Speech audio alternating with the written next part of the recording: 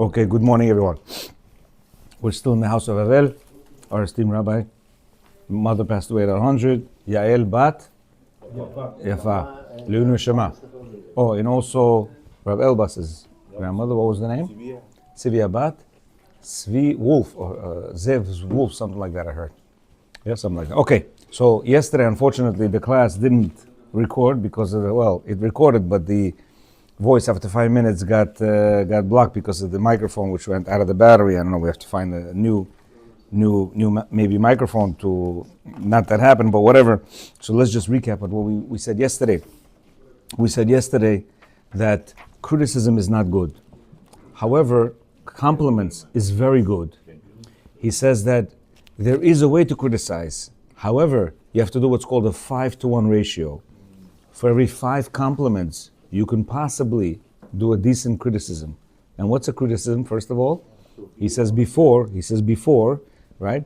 You have to criticize or basically bring out your issue with her by couching it between 2 compliments. This is besides the 5 compliments you usually do, right? Meaning, let's say you want to tell her, I don't know, a certain thing, right? So you say, wow, you're an unbelievable wife, you're this, you're that, right? And then you say, I was wondering if we can, improve on this. And then another thing is, but you should know, I'm so happy with you, so on and so forth, and whatever. So you couch the issue between 2 pillows, right? 2 very soft pillows. Now, he says over here that when could a person possibly criticize, right? Rav Shalom Arush says no criticism at all. If you want to criticize, you have to pray and so on and so forth and whatever. And again, when we say criticize, we mean a very soft, not compliment, right? A soft critic, right? It's not that you're doing this bad. You have to understand. You have to know how to criticize first of all. But if you're gonna do that, right? He says there has to be a 5-to-1 ratio, 5 compliments to 1 criticism. We during the day, we barely do 1 or 2 compliments, barely.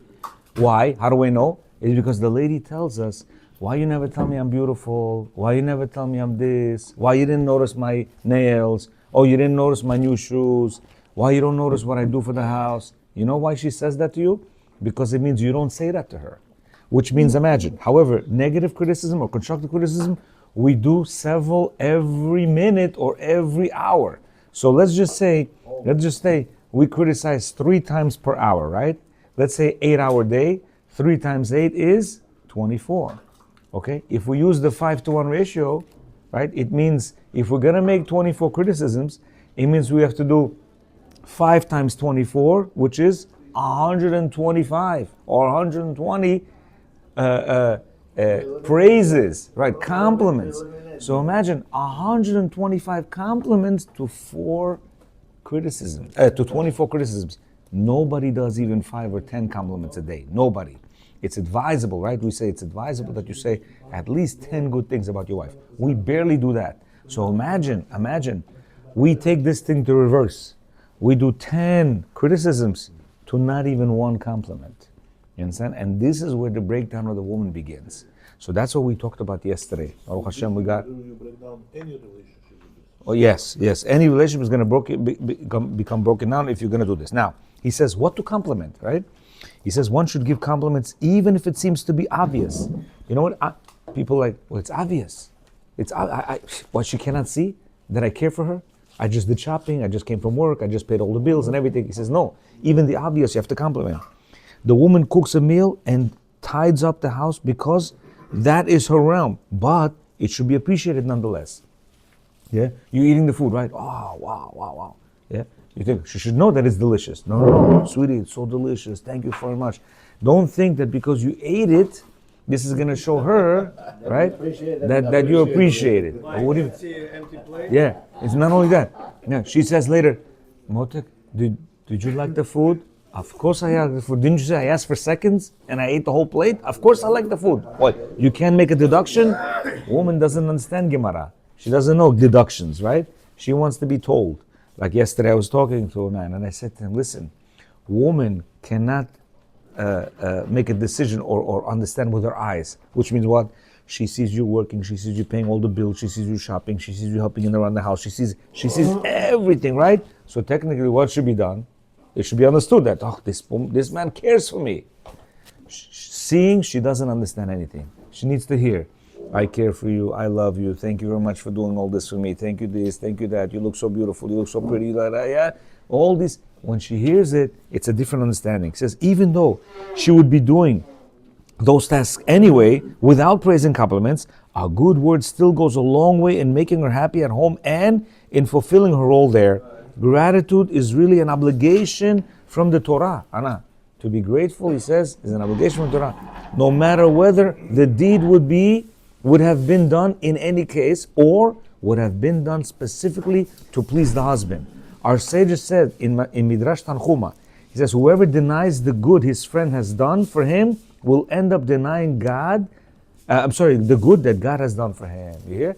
If you don't say thank you to your wife, you know what you're going to do to Hashem? You're going to be like, why should I thank Hashem? You hear? So he says, when you thank a person, then you're going to constantly be thanking Hashem. We find our source that one must show gratitude even to an inanimate object. Yeah?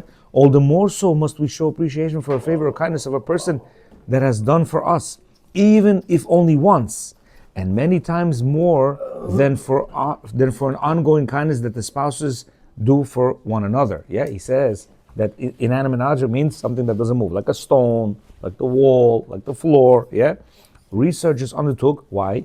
Why is he saying this? Because Moshe Rabbeinu, right? He didn't want to hit the river, right? Because the river saved him. So imagine he's thankful for the river because one time the river saved him, and he's going to be thankful forever for this river.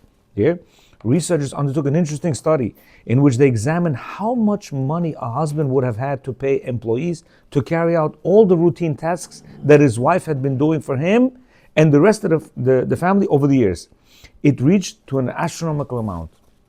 Yeah, remember, if you count all the money that you have to pay for the fact that she does everything, yeah? She makes breakfast and she makes lunch and she washes the laundry and she puts it away and she cleans the bathroom and she this and she that and she takes care of the kids, she takes care of this kid, she has a baby, she has this, she has that. He says it's going to come out to crazy amount of money. Now what do we take? We take that as a given. As a granted. Yeah, it has to be done, right? He says, does this woman not deserve appreciation for all this? At least through a bit of praise and compliments. A husband might think that since she was ultimately doing it for her own good, why should I thank her? Let him think in terms of a salesperson in a store whose job is it to serve the customer and earn his wage. Isn't it understood that one must thank him for his service regardless? How much more must we thank our wife for her efforts? Yeah? When we go to the store, we're so very nice to the salesperson. Thank you so much for your help. This and that. He's getting paid for it. What are you thanking him for? But yet we do. But a wife, he doesn't get paid for it. You understand? So therefore, we have to be considerate to our wives and be very, very complimental with the compliments. Yeah, it has to come all the time. He says it is written in Berachot 58a. What does a good guest say? How much effort my host exhorted for my sake, how much meat he prepared, and what fine wine he served, and so many side dishes, and he prepared all of it for my sake. And what does a bad guest say? What did my host do for me? I only ate one slice of bread, a small portion of meat, I drank a little bit of wine. All the efforts he exerted was really for his wife and children, right? A lot of times, when a woman cooks, yes, she does a whole big pot of food. But you know who she's thinking about? Only you. And sometimes, you get like this. She says like this, I cooked this for you. You go, what? For me? We have 5 kids. We have you. What do you mean you cooked for me? She really means she cooked for you. By the way, she cooked for the children and for herself and so on. But when I used to hear that, I'd be like, what? You cook for me? You cook for 6 people. I'm one of the person. So how much did I eat? 5 ounces. You made 2 gallons of food or milk or whatever, So don't say for me. No. In her mind, I'm doing everything for my husband. We don't understand that. You understand? We don't understand that. But really, when we get into the groove and understand this, we'll look at her differently, right? It says, when we examine the words of our sages, we see that both scenarios are identical. The guest that dined together with the family at a table full of bounty, he did not eat everything there. Only one roll, one portion of meat, one glass of wine. But the good guest appreciates all the work that went into preparing the meal and does not think about the host. Yeah, he says personal interest so as not to detract from overall kindness. The ungracious guest, on the other hand, sees only what he put into his own mouth and belly and discounts all the work that went into preparing the sumptuous meal as a whole. The sages labeled the two approaches as that of a good guest and a bad guest, meaning the good guest, he's thinking, why, they made all this for me. He doesn't think of the whole family, 12 people over here in the family. He's the only guest. He's thinking, wow, they made all this for me. They made the cake for me. They made this. I should be so grateful to them. They set such a table for me. Meanwhile, if he wouldn't be there, anyway, that would be there. Yeah. So he looks at it as everything. The bad guests, it's like, what did I eat? Well, look at my plate. I had a little spoon of this. I had this. I had a little cake. It's like, I was like an invisible person over here. Why should I thank him? You hear? So it says, this is what's called a good guest and a bad guest. Bad guest, he only thinks about himself. I only took a little portion. If I wouldn't be here, they wouldn't even feel the effect. They will not know. They would not notice the fact that I was even here. Yeah, the good guests, he says, wow, all this was done for me. Yeah, we have this wonderful saying that everybody knows, right? That the whole world was created for who? For me. How could that be? The whole world was created for me? Yes. Hashem needs all the people that are in the world and all the farms that are out there and all the trucks and all the planes and all the people who are guiding the planes and this and that. Why? So that we can have orange juice, so that we can have delicious, Chemach Hashem cake, so we can have coffee that comes from Israel and so on and so forth. Yeah? All that is for me? Yes. All that is for you. So a good person would say, what? Hashem, thank you so much. You created the whole world so that I can be in existence. Yes. A bad person, you know what he says? Nah, what is this? I pay for it. The whole world runs anyway. So what did I take? A little coffee? What thanks do I have to give? He doesn't understand that the whole point was the fact that I cannot make one single cup of coffee for you. I have to make an entire conglomerate of a company and so on and so forth and the big thing and the what. So it doesn't look like a miracle. You understand? Hashem doesn't want things to look like miracles. So he gives us a big fat cow and we eat a little bit of a steak or hamburger, right? And we think, what is it? Insignificant. What does Hashem do for me? He did it for so many other families. No. Each individual has to think that, wow, Hashem created this whole environment just for me. You understand? Yeah. And therefore we have to look at our wives. She's working only for us. Yes, she's doing it for the kids. Yes, she's doing it for herself. Yes, but she's in her mind thinking, I'm cooking for my husband. Yeah? By the way, I got to give myself a little tap in the back because once in a while, you have to give yourself a tap in the back. So my wife comes to me yesterday. She says, before, when we were not so whatever, I had a whole list of what how I wanted my husband to be. I wanted my husband to do this, and I wanted my husband to treat me like this, and I wanted my that. She goes, I found the list, and I said, okay, let's see. Oh, check mark is good. Oh, yeah, this is good. This is good. She herself said to me, 95% of the list, I was like, wow. I thought she would say 50%, 60%, yeah? But you should know, I'm going to add this as well. There is we always get into a what I call a hiccup. Well, yesterday I came home 6:30, right? So imagine 6:30, 7:30, 8:30. Then I had a shiur, and I went to the shiur at almost 9 o'clock, and we had an hour shiur. Came back at 10:28 because they wanted to do Arabit, so I had to stay and be one of the 10. When I come home, she goes to me. Oh, I said, okay, I'm gonna go upstairs. I want to take a shower and everything. She's like, huh? Sure. What about me? Well, you don't want to spend time with me? You said you come home 10:30 and yeah. I said, so it touched my manly thing. And I said, wait a second. I said, I was here at 6:30. Where were you? I was here at 7:30. Where were you? I was here at 8:30. Where were you? I said, did I say anything? I said, I didn't say anything. But I said it nicely, right? I didn't say it. So now she understood that, yeah, I wasn't home. And she didn't even tell me where she was. Hi, when we went upstairs. I'm just giving you an example of what type of situation a person could be confronted with, yeah, in a marriage situation.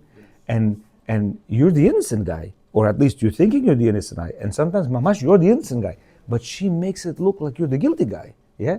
So she went upstairs and she said like this, I just want to tell you, I'm sorry for not telling you that where I went at 6:30 or whatever I went, yeah? But it doesn't mean you have to answer me the way you did. You hear? Which means what? It's true, she's right.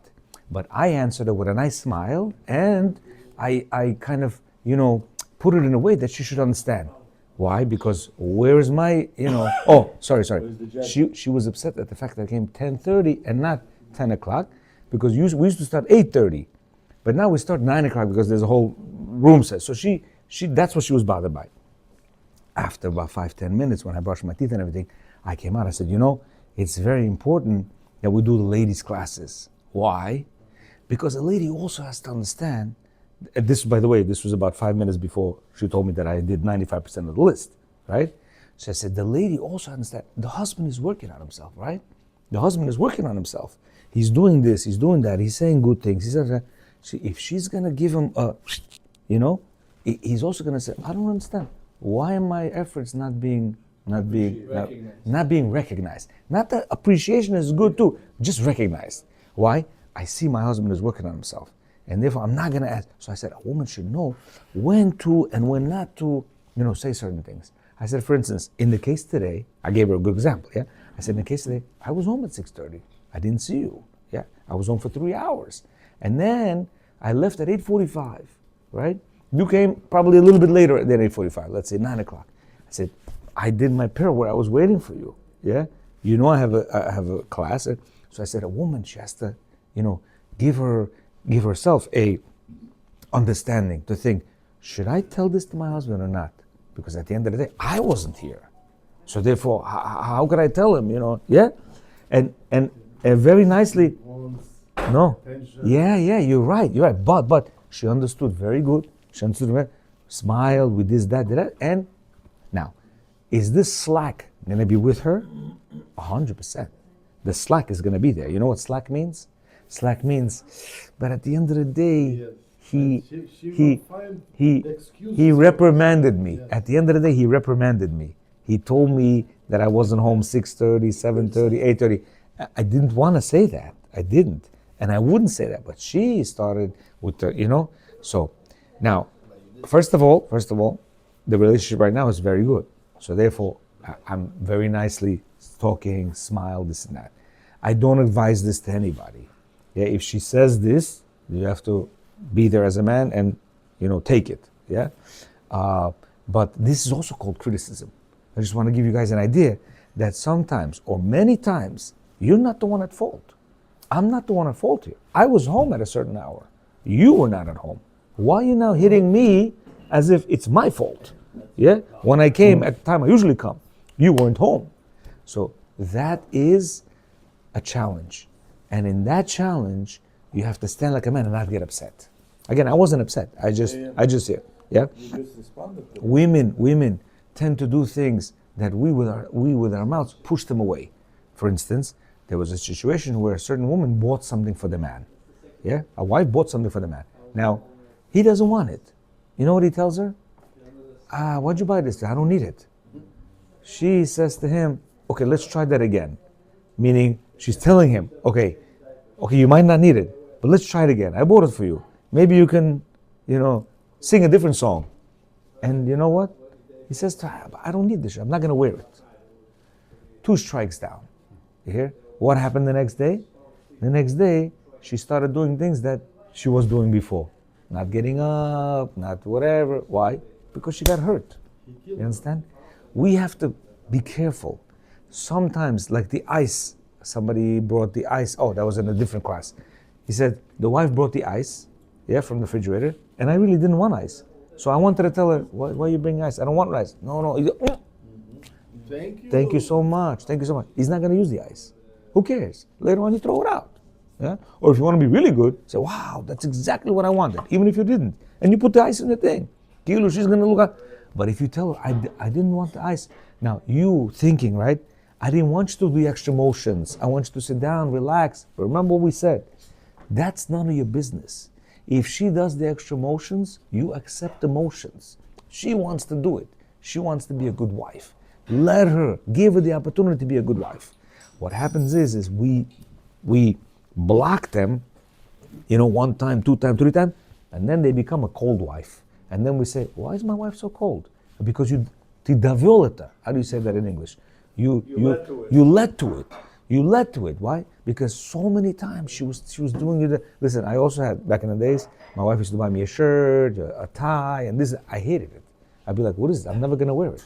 I didn't know this concept before. I didn't know. Now she would do it. Wow, beautiful, this and that, But it wasn't my style. It wasn't my size. It wasn't my color. It just not me. Now she's looking at it like, wow, it's beautiful. You understand? So going forward, now that we know this concept, do not, block your wife from whatever she's doing. You understand? Don't reject her. For them, that's a major, major rejection. My husband hates me. She's not looking at it like, oh, okay, it's not some. She's thinking that I'm worthless. I tried to do something good for him, and he's knocking me down off of my plane. You understand? And she's gonna be knocked down. It's a big problem. He says over here, if the wife says, I'm so tired from my husband's busy day, I'm so tired from my busy day, don't suggest that she go to sleep early. She knows that without your advice. Oh, this is major. This is a man. Man loves solution. He's a solution guy. Oh, I'm very tired. Okay, leave everything, go to sleep. She doesn't want that. She wants, yes, motek, wow, yeah. Deep inside, she's not tired. They have 9 lives. When she says she's tired, all she wants is a nice boost from you to tell, and she'll go on for days. But the minute we knock her down, guess what? Why? Not only she's going to be tired, she's going to be quote unquote dead. She'll be like, I can't get up. I have this, I have that. She's going to make herself sick, and mama, she's going to be sick. He says, when a woman complains about her difficulties in areas where he can't help her anyway, she's really saying more than that she's exhausted and wants to ask his intelligent advice. She is looking for moral support and appreciation for all she accomplished that day. If these reactions are not forthcoming, she will somehow convey her feelings indirectly, fishing for compliments. You hear what he says? Fishing for compliments. A lot of times they fish for compliments in a negative way. So he says, if she's giving you hints, sweetie, I'm so tired, this and that, you know what she's saying? I want you to tell me how hard I'm working. I want you to be appreciative of what I just did. I want you to say, wow, Slatka, you did so much. If you're not going to do that, you know what's going to happen? She's going to fish in a different way. Meaning now she's going to be, giving you all kinds of, so that you can at least give her some attention. A husband knows that when his wife says, I'm exhausted from my full day, she is saying in effect, I'm embarrassed to tell you how much I accomplished today so that you'll compliment me. I took care of the children. I sent them off to school. I did laundry. I organized the house. I did the shopping. I put the meal. I don't hear a word from you acknowledging me all this. I thought right now, we say Birkat HaMazon. Yeah. We ate bread. Yeah. But we thank Hashem for this. Yes, for absolutely. that, for this. Absolutely. Just one thing, Absolutely. but you thank for many things. Yes. He says, I know you are aware of it, but at least come with a few words of gratitude. You hear what she's saying? He's saying, I know you're aware of what I did. I know you see that I'm doing all of this. But can you tell me? Yeah, can you tell? Again, you see, eyes no matter. I want to hear you say, wow, you're such a wonderful wife. Why? Many men think what? No. It's standard operating procedure. I work like a dog. I make the money. I did the shopping. I did this. Her job is to do all that. Well, why do I need to thank her for this? Because thanking her is the fuel for her to continue this. And if you don't do this, then you're going to complain. Why she doesn't get up in the morning, why she sits down when I come like a lazy bum on the couch, why she's this, why she's that, why she this, why she doesn't do that, why she makes me do this, why she makes me become, why. And the whys are going to go on. Why? Because you don't appreciate me. And if you don't appreciate me, I'm going to dafka show you. Meaning, how can I show you that? How can I show you don't appreciate me? You knew that I used to do all this, right? Because as a married young person, you had no appreciation. I stopped. And now he's thinking, why she's lazy now? She's not lazy. You didn't give her enough eta, so therefore she's on strike. And now, once in a while, she's going to do things, to hear you say, wow, you so, yeah, so that she can continue doing this. And now you think, oh, nakanista testawa. You know what I mean? Finally you got up. Oh, that's another jab in the eta. And again, she's going to stop. Yes? I was remembering right now Rabbi Victor Miller says Yeah? that we have to, in the world, acknowledge minute Absolutely. things. How can we do that? Absolutely. Hashem made a wife to be like that in once Yes, a year. yes. It's training us. Rabbi Akilah says when Rabbi Victor Miller used to walk in Ocean Parkway, he used to stop by and look at the plant. It's like, wow, look at the different colors and this and that. Many people, Bichlal, they don't realize anything. Just, sometimes I also walk around and hear birds and I'm like, oh, let me see what you see. Wow, look at that bird, look at this bird, look at this sound, look at that sound, yeah? So he's saying we have to acknowledge the little things that Hashem created. You understand? Imagine, look at this sesame, right? This little sesame. You know what goes involved for this sesame to come about? Why? So much has to go involved for this one sesame to come out. Imagine this sesame doesn't exist. Would anybody miss it? Nobody would miss it. Yeah? But yet, nobody would miss it because if we did. But yet, Hashem creates the sesame into this world so we can enjoy this little sesame. Yeah? How much medicine can we get out of the sesame? Sesame oil, sesame this, sesame that. What benefits one little tiny little thing that looks so insignificant does? So imagine this lady. Like you said, at the day you was born, yeah, the Olam was not capable to continue without you. Absolutely. So absolutely. Each person is important. Oh, so when we have a woman who's taking care of the house, yeah, if we want to drive her even more, if we want her to be even more, productive, we must give her this unstopped gasoline compliments. This is the gasoline that they live on. Compliments is like gasoline to a car. Yeah, compliments to a woman is like gasoline to a car, and therefore we must accustom ourselves.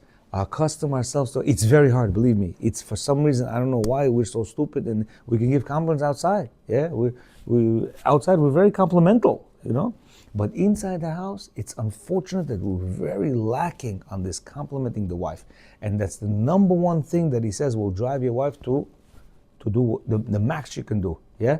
So remember, 5-1. Don't do that, but at least give 5.